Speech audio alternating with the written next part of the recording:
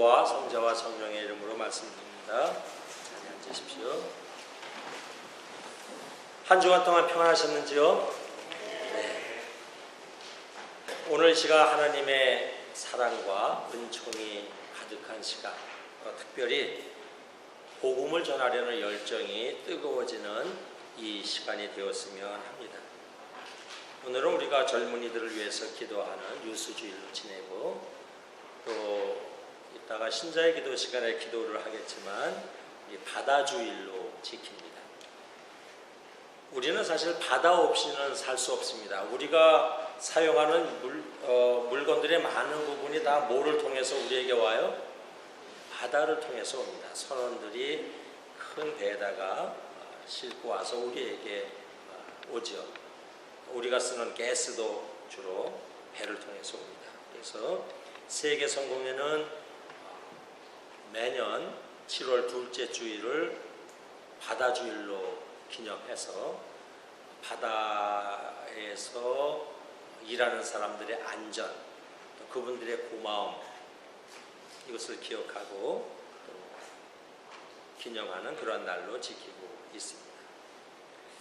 자, 오늘은 예수를 드러내는 삶이라는 제목으로 함께 말씀을 나누겠습니다. 우리는 살다 보면 이 소문을 많이 듣습니다. 이런 소문도 듣고 저런 소문도 듣는데, 오늘은 소문으로 이야기를 시작을 합니다. 보통 어떤 소문이 빨리 퍼집니까? 좋은 소문이 빨리 퍼져요? 나쁜 소문이 빨리 퍼져요?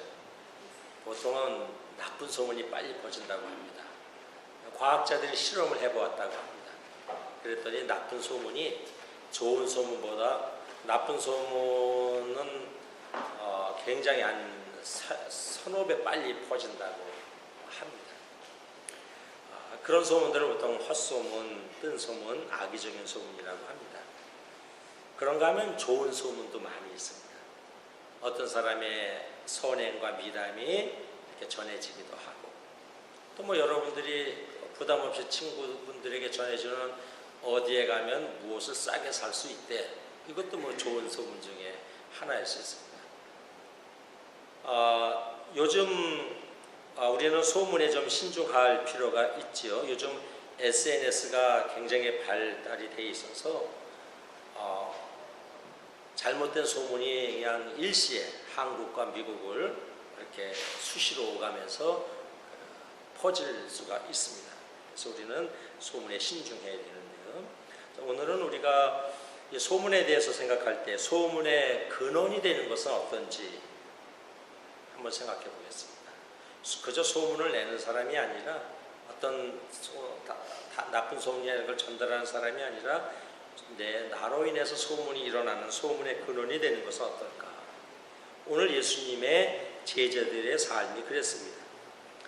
오늘 복음서 소문으로 시작이 됩니다. 마르코복음 6장 7절 이하를 보면 예수님께서 12제자들을 세상으로 보내서 12제자들이 세상에 나가서 복음을 전했습니다. 그랬더니 얼마나 열심히 전했고 얼마나 뜨겁게 전했는지 이 소문이 어디에 있는, 티베리아의 왕궁에 있는 헤로데의 왕의 귀에까지 이 소문이 들어갔다 하는 것이 오늘의 말씀입니다. 헤로데 왕이 소문을 들었다는 것은 많은 의미를 갖고 있습니다. 여러분, 우리 한국에서는, 동양에서는 왕이 사는 곳을 척척 대문과 대문 속에 있어서 보통 뭐라 그러죠? 사자성어로 궁궐이라고 보통 얘기합니다. 조선시대는 왕을 만나려면 적어도 9개의 대문을 지나야만 왕을 만날 수 있습니다. 그래서 보통 궁궐이라 얘기를 합니다. 오늘날 청와대나 백악관을 떠올리면 이해하기 쉽습니다. 즉, 대통령을 한번 만나려면 굉장히 많은 단계를 거쳐서 사람들을 만나야만 대통령을 면담할 수 있습니다. 소문도 마찬가지입니다. 청와대나 백악관에 있는 대통령에게 소문이 들어가려면 그 밑에 있는 비서실의 직원들이 거르고 걸러서 소문을 대통령에게 전달을 하게 됩니다. 소문이 매우 강력하거나 중요해야만 대통령의 책상 위에 뉴스나 소문이 전달될 것입니다. 오늘 우리가 모여서 이렇게 예배를 드렸다. 오늘 페어팩스에서 교통 접촉사고가 나서 몇 사람이 다쳤다. 아마 이거는 청와대나 백악관의 대통령의 책상 위에 이 소문은 안 올라갈 겁니다. 굉장히 강력하고 무슨 중요한 의미가 있을 때 이제 그런 것이 올라가죠. 신하들이 주목할 만한 가치가 있을 때 그 소문을 전달을 합니다. 이런 점에서 예수님 시대에 제자들이 복음을 전했더니 그 소문이 헤로데 왕의 귀에까지 들어갔다는 것은 굉장한 의미가 있는 겁니다. 얼마나 제자들이 열심히 또는 아주 강력한 그러한 그 소문을 냈을 때 이것이 이제 왕의 귀에 들어가는 것이죠. 오늘 복음서를 보면 예수님의 제자들이 큰 소문을 만들어냈습니다. 그래서 그 예수님의 제자들이 가는 곳마다 그 예수님의 가르침대로 복음을 전하고 아픈 사람들을 고쳐주고 이렇게 하니까 예수님에 대한 소문이 점점점 퍼져서 왕의 귀에까지 들어갔습니다. 즉 제자들은 예수님의 복음을, 즉 예수님을 드러내는 삶을 살았던 것이죠. 그것이 왕의 귀에까지 들어간 것입니다. 제자들이 가는 곳마다 제자들은 진리의 말씀을 전했을 것입니다. 율법주의자들이 그냥 고장난 레코드판 되풀이하듯이 하는 소리, 그 전에 나오던 소리를 계속해서 반복하는 소리, 또는 겁주는 소리, 또는 인생과 동떨어진 소리가 아니었습니다. 예수님의 제자들이 예수님으로부터 듣고 전한 소리는 마음을 흔들고 영혼을 울리는 그 영원한 어떤 그런 그 말씀, 권세 있는 말씀, 생명의 말씀, 희망의 말씀이 있었습니다. 그래서 예수님의 제자들이 이 말씀을 전했고 이것이 입소문을 타고 왕궁까지 전해졌을 겁니다. 또 제자들은 만나는 사람마다 사랑의 마음을 나누었습니다. 예수님에게 보고 배운 대로 가난한 사람들, 병든 사람들, 마귀 들린 사람들을 만나면 손을 꼭 잡고 함께 눈물 흘리고 함께 아파하고 함께 부둥켜 안고 기도를 했습니다. 그랬더니 여기저기서 치유의 기적이 많이 일어났고 이것이 온 동네에 퍼졌고 왕의 귀에까지 들어갔습니다. 즉 예수님의 제자들은 아파할 때 아파하고 슬퍼할 때 슬퍼하고 기뻐할 때 기뻐하는 공감의 삶을 살았습니다. 사실 오늘 우리 크리스천들에게 필요한 것도 공감의 삶입니다. 공감. 우리들에게 있어서 이것이 아주 현대인에게 필요한 것이 공감입니다. 오늘날 개인주의가 발달한 이 시대의 말로 공감하는 삶. 우리는 다른 사람의 아픔에 기쁨에 슬픔에 함께하는 그런 마음, 이것이 우리에게 있어야 합니다. 제자들은 그런 삶을 살았고 이것이 퍼져서 헤로데 왕에게 귀에까지 들어갔습니다. 또 제자들은 가는 곳마다 예수님을 통해서 배운 대로 하느님의 정의와 공의를 선포했습니다. 예수님의 제자들은 가는 곳마다 권력자의 탐욕과 죄와 불의를 반대하는 그런 말을 전했던 것입니다. 오늘 복음서를 보면 예수님의 제자들이 전한 복음을 듣고 왕궁에 있던 사람들이나 또 다른 사람들이 대뜸 어떻게 얘기합니까? 이것은 세례 요한이 살아나지 않았는가? 또는 예언자가 다시 살아나지 않았는가? 이렇게 수군수군하는 대목이 나옵니다. 이건 뭐냐면 여러분들 우리 구약 시대의 예언자들의 가장 큰 이미지는 뭐였어요? 하나님의 정의와 공의를 선포하는 것이었습니다. 불의를 선포하는 왕이 불의를 행하는 왕이 있었으면 구약 시대의 예언자들은 참을 수가 없었습니다. 그래서 왕궁 앞에 가서 하나님의 정의를 선포하곤 했습니다. 세례 요한도 그랬죠. 그러니까 예수님의 제자들이 왕의 불의와 탐욕을 반대하는 이런 말을 했을 것이고 이것이 왕의 귀에 들어갔다 하는 겁니다. 예수님의 제자들은 복음을 전하기 위해서 목숨을 내놨습니다. 왕궁 앞에서 세례 요한처럼 왕의 불의함을 그대로 질타한 것, 이것이 예수님의 제자들의 모습이었고 이것이 헤로데 왕의 귀에 들어갔다 하는 겁니다. 이렇게 열심히 복음을 전했고 따뜻한 복음, 은혜로운 복음, 또 정의의 복음, 이런 것들을 제자들이 전해서 이런 소문이 많은 사람들에게 전해졌고 이것이 왕궁까지 들어갔다 하는 것이 오늘 복음의 말씀입니다. 자, 오늘 우리의 이야기로 들어오겠습니다. 자, 오늘 우리 크리스찬들은, 우리 교회 다니는 사람들은 온 세상 사람들이 듣고 기뻐할 소문, 이런 것들을 우리가 만들어내고 있는가? 많은 사람들의 용기를 들을 그런 어떤 소문을 우리는 만들어내고 있는가 하는 겁니다. 그런데 유감스럽게도 제가 길을 가거나 또 다른 사람한테 들은 소문들이 간혹 있는데 그 중에 하나가 목회자들이 바르게 살지 못했다는 소문을 오히려 제가 간혹 듣기도 하고 교회가 문제가 많다는 소문을 오히려 간혹 듣기도 합니다. 자, 예수님의 제자들은 그것이 아니었고 가는 곳마다 예수님의 말씀과 사랑과 은혜를 전달해서 사람들의 제자들을 통해서 예수님이 어떤 분인지 예수님의 소문을 듣고 왕궁까지 그 소문이 퍼졌는데 오늘날 크리스찬들을 통해서 나오는 소문들은 그렇게 덕스럽지 못한 소문들이 덜어 있다 하는 겁니다. 자, 오늘 우리는 나는 무엇을 드러내면서 살았는가? 나는 어떤 소문을 만들어내면서 살았는가 한번 생각해 보겠습니다. 혹시 여러분 세상을 살면서 희노애락, 애호욕, 감정만을 드러내면서 한 인생을 살지는 않았는지 한번 생각해 보겠습니다. 이 세상을 살면서 분노만을 드러내면서 살지는 않았는지, 불만만을 여기저기다가 표출하면서 살지는 않았는지 우리는 한번 생각해 봅니다. 이 세상을 살아가면서 자신의 욕심만을 드러내면서 살지는 않았는지 우리 한번 생각해 봅니다. 오늘 제자들은 온전히 예수만을 드러내는 삶을 살았습니다. 얼마나 강력하게 예수님을 드러내는 삶을 살았는지 왕궁에서까지 주목할 정도의 그런 삶을 살았다는 겁니다. 예수를 드러내는 삶, 이것이 오늘 크리스찬들이 다시 한번 우리 마음에 되새겨야 할 삶입니다. 오늘 제1독서를 보면은 다윗과 오베데돔 이야기가 나옵니다.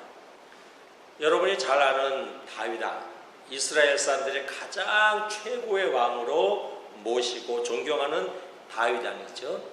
그런데 이 다윗왕이 어느 날 이야기를 듣습니다. 하느님의 말씀인 법궤가 가나안 땅 어디에서 그냥 있다는 소문을 듣고는 다윗왕은 안 되지, 하느님의 말씀을 모셔와야지 해서 군사들을 데리고 하느님의 말씀을 모시러 갑니다. 그래서 하느님의 말씀을 처음에는 그저 큰 생각 없이 마차에다가 대충 실었습니다. 싣고 오는데 이 마차가 덜컹거리니까 하느님의 법궤가 이리저리 흔들리면서 막 그럽니다. 그러면서 좋지 않은 일들이 막 일어나니까 사람이 죽어갑니다. 다윗왕이 덜컥 겁을 먹고 하느님의 법궤를 오씨, 여기 오씨가 한 분 있네요. 오베데돔의 집에다가 그냥 맡깁니다. 여기다 두고 가겠어. 그러니까 오베데돔이 하느님의 법궤를 엄격결에 받습니다. 근데 사실 그것도 좋겠어요. 왜냐면 지금 오는데 여러 사람이 이 법궤 때문에 사고가 나서 죽은 그 법궤를 우리 집에다 두고 가는데 오베데돔이 기분이 좋을 리는 없겠죠. 그러나 오베데돔은 그걸 그대로 자기 집에 모시고 잘 간수했습니다. 그랬더니 하느님께서 복을 주셔서 그 집안이 잘 됩니다. 석 달 동안 그 집에 있는 사람들이 건강하고 하는 일이 잘 돼서 막 그 재산이 불어나고 이런 일들이 막 일어납니다. 다윗이 자기 왕궁에 가서 한 100일, 석 달 동안 있다가 소문을 듣습니다. 하나님의 말씀의 법궤를 모시고 있던 그 오시 집안 오베데돔의 집에서 막 좋은 일이 일어난다는 얘기를 듣고 다윗이 다시 법궤를 가지러 갑니다. 이번에는 어떻게 가요?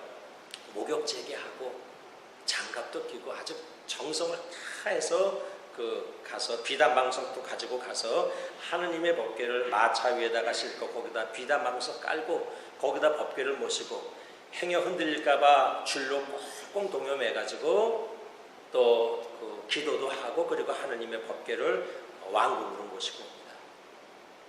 그래서 이 왕궁에 하나님의 말씀이 들어와서 이스라엘 백성들의 하나님의 말씀을 지금도 이렇게 모시고 살게 됩니다.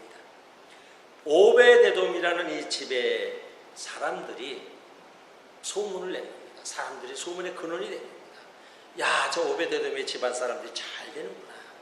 사람들이 그것을 보고 다윗 왕까지 그 소문을 듣고 말씀을 이스라엘의 왕궁으로 모셔갑니다. 자, 오늘 제자들도 예수를 드러내는 그런 소문, 그런 삶을 살았고 오베데돔의 집안도 하느님의 말씀을 모시고 살면서 집안이 다 잘 돼서 사람들이 그것을 보고 많은 소문을 듣고 용기를 얻습니다. 복음을 드러내는 삶, 주님을 드러내는 삶, 이것이 오늘 성경이 우리에게 주시는 말씀입니다. 우리는 오늘 제자들처럼 오베데돔의 집안 사람들처럼 예수를 드러내는 공동체, 예수님을 드러내는 우리의 삶이 되어야 한다는 겁니다. 우리의 여러분의 삶을 통해서 예수님의 은혜의 말씀, 생명의 말씀, 구원의 말씀이 널리 전해져야 합니다. 우리의 드러냄을 통해서 하느님의 사랑이 사람들에게 전달되어져야 합니다. 저와 여러분이 아파하는 사람을 보고 함께 아파하고 고통당하는 사람을 찾아가서 함께 힘들어할 때에 위로하고 격려하는 그런 공감의 삶을 통해서 주님의 사랑이 드러나야 합니다. 그런 드러냄을 통해서 우리 주변의 사람들이 용기를 얻고 아픈 마음이 사라지고 걱정 근심이 없어지고 몸이 건강해지는 치유의 기적이 우리를 통해서 여러분을 통해서 일어나야 합니다. 때로 우리가 시련이나 어려움을 당할 때에도 오늘 제자들처럼 죽음을 무릅쓰고 담대하게 심지어 왕 앞에 가서 왕의 불의를 질타할 정도로 담대하게 우리의 복음, 우리의 신앙을 증거해서 세상 속에서 권력이나 물질의 담 속에 웅크리고 있는 사람들 또는 죄의식이나 상처 속에 어두운 그림자 속에 있는 사람들에게 주님의 말씀이 전달되도록 해야 합니다. 그것이 오늘 복음서가 우리에게 주시는 말씀입니다. 자, 여러분 다시 한번 우리의 삶을 돌아보겠습니다. 나는 지금까지 살아오면서 무엇을 드러내며 살았는가? 배나무는 정말 배를 드러냅니다. 그래서 우리가 이제 한여름 되면 저 나무가 배인 것을 압니다. 요즘 몇 사람 만나봤더니 복숭아밭에 갔다 온 사람들이 꽤 있어요. 복숭아는 가만 놔둬도 자기가 뭐인지를 복숭아 나무인 것을 드러냅니다. 주렁주렁 탐스러운 복숭아를 그냥 막 열매 맺죠. 자, 우리는 크리스찬으로서 복숭아가 복숭아를 드러내듯이 크리스찬으로서 우리는 크리스찬을 드러내고 있는가? 그저 나 한 몸의 감정만을 드러내면서 살고 있지는 않는가? 나 한 사람의 욕심을 드러내면서 살고 있지는 않는가?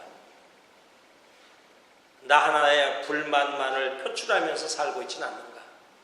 오늘 복음서는 우리에게 하느님을 드러낸 사람들, 복음을 드러내는 사람들, 그리스도를 드러낸 사람들에 대해서 말씀하고 있습니다. 오늘 저와 여러분, 우리 교회, 우리 공동체가, 우리 모두가 이제 우리의 삶을 통해서 예수를 드러내고 하느님의 축복과 사랑을 드러내는 사람들이 되길 주의 이름으로 축원합니다. 우리를 통해서 하느님의 사랑이, 하느님의 은혜가, 하느님의 진리가 얼마나 풍성한지 사람들이 알게 되기를 주의 이름으로 축원합니다. 우리 공동체의 소문을 듣고 사람들이 주님을 알게 되기를 원합니다. 제자들처럼 오베데돔 집안의 사람들처럼 여러분 진리의 말씀과 그리스도로부터 주님으로부터 받은 은혜, 축복 얼마나 많습니까? 감사, 기쁨의 소문을 많이 드러내셔서 정말 선한 소문의 주인공이 되는 축복의 사람이 되길 주님 이름으로 축원합니다. 성부와 성자와 성령의 이름으로 말씀드렸습니다.